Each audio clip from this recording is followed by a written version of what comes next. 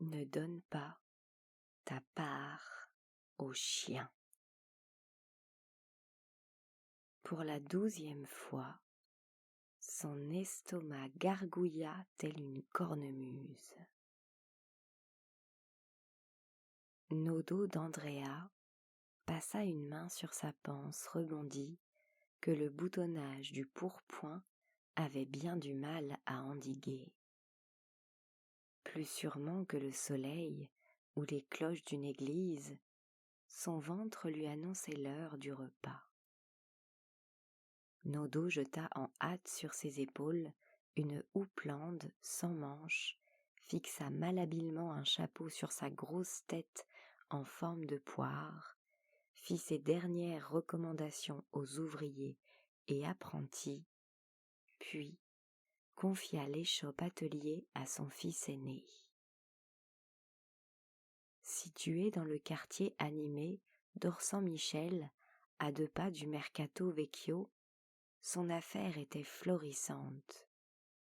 Ses étoffes jouissaient d'un énorme succès.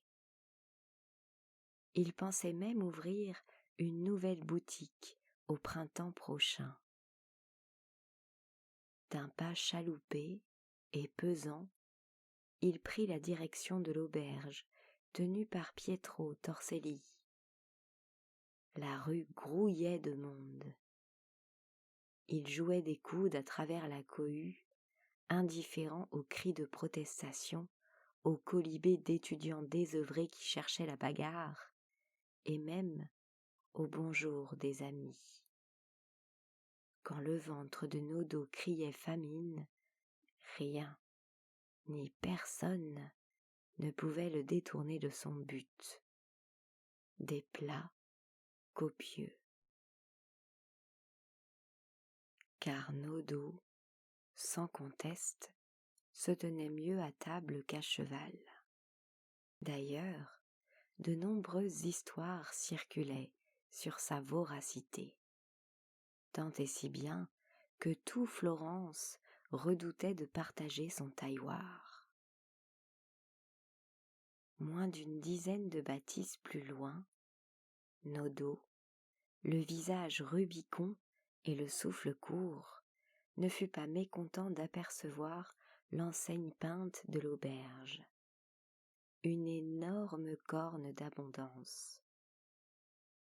Au-dessous d'elle, à la porte d'entrée, le propriétaire vantait aux passants les mérites de sa cuisine. Ces seigneurs ont-ils un petit creux? Ici vous serez rassasiés, de riches mets à volonté pour quelques deniers. Vos altesses ont-elles soif? Ici, elles boiront à satiété, vin de Bourgogne ou de Beaune.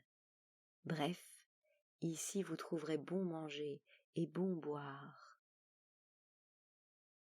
À la vue de Nodo d'Andrea, l'un de ses meilleurs clients, il sourit de toutes ses dents.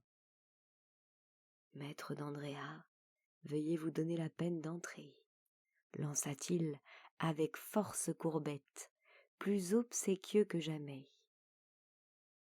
Lorsque Nodo s'engouffra dans l'auberge, une bonne odeur de nourriture lui chatouilla les narines. Il en avait l'eau à la bouche. La salle commune était bondée. Sous un plafond noirci par la suie de la cheminée et des braseros, une vingtaine de personnes étaient attablées. Il reconnut parmi elles Franco Sacchetti, qui se piquait d'écrire à la manière de Boccaccio. Sacchetti parlait politique, haut et fort, avec un marchand de Vérone dont Nodo avait oublié le nom. Au fond de la vaste pièce, une matrone au long tablier graisseux touillait le contenu d'une marmite léchée par les flammes de l'âtre, tandis qu'un garçonnet tournait une broche sur laquelle il avait empalé 2 oisons.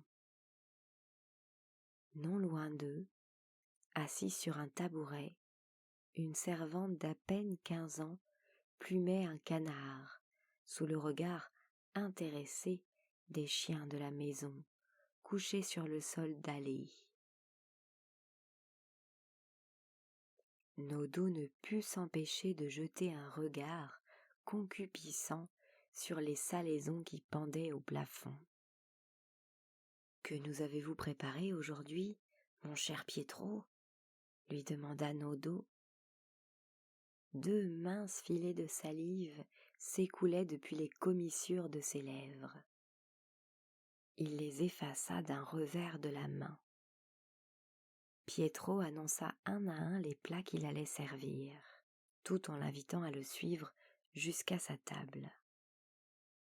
Un bouillon de la proue, quelques délicieuses andouilles rôties à point, ensuite une bonne platée de macaroni al dente, sans oublier des pâtés d'alouette, et pour finir, des fruits au vin. L'aubergiste plaça Nodo au même tailloir qu'un aimable jeune homme, au grand déplaisir de ce dernier. « C'est bien ma veine, » marmotta Giovanni. « Moi qui voulais déjeuner, je risque de jeûner, contraint et forcé. » Peu de temps après, Pietro apporta religieusement un odorant bouillon, comme s'il tenait en ses mains le Saint Graal. « Bon appétit, mes seigneurs, vous m'en direz des nouvelles. » En 2 coups de cuillère à peau, Nodo, qui ne craignait pas les mets brûlants, fit planète, laissant Giovanni sur sa faim. Lorsqu'arrivèrent sur la table les grasses andouilles qui grésillaient encore, Nodo se jeta dessus. Elles avaient disparu comme cailloux jetés dans un puits, à l'exception d'une seule, la plus maigrichonne, que le jeune homme croqua encore bouillante. « C'est trop chaud, faut-il que je me calcine le palais pour manger un morceau ?» s'écria le malheureux en se versant du vin clair pour éteindre l'incendie de ses papilles. Nodo égrena un chapelet de roses sonores, soupira d'aise, se gratta la couenne en attendant la suite qui ne tarda pas. Tout aussi solennellement, le patron revint pour leur servir les macaronis fumants et baignant dans la sauce. Chacun des 2 convives plongea sa fourchette dans le tailloir de bois rempli à ras-bord. Tandis que Giovanni soufflait dessus, Nodo enfourna 1, 2, puis 3 bouchées, plus grosses les unes que les autres. Le visage déconfit, estomaqué par d'aussi mauvaises manières, et qui plus est affamé, Giovanni écumait de colère. « Eh, cessez donc de vous empiffrer à mes dépens, laissez-moi donc ma part, tempérez votre mangerie. » Cet aval-tout de Nodo continua de bâfrer sans prendre la peine de répondre, suivant en cela le précepte que lui avait inculqué son père. La bouche qui ne parle à table mange plus que les autres. Avec son appétit insatiable, son immense avaloir aux lèvres graisseuses, barbouillé de sauce, et son estomac plus profond que le gouffre des enfers, Nodo d'Andrea ressemblait à un ogre. Derechef, il s'empara d'un nouveau monceau de pâtes. « Tout le plat va disparaître dans la panse de cette baderne, si je ne trouve pas un moyen de le modérer, » songea Giovanni, alors qu'il mastiquait sa première bouchée de macaroni, enfin tiède. À force de se creuser la tête, Giovanni eut une idée. Lorsque Nodo reprit du plat, le jeune homme fit de même, mais jeta sa fourchette sur le sol.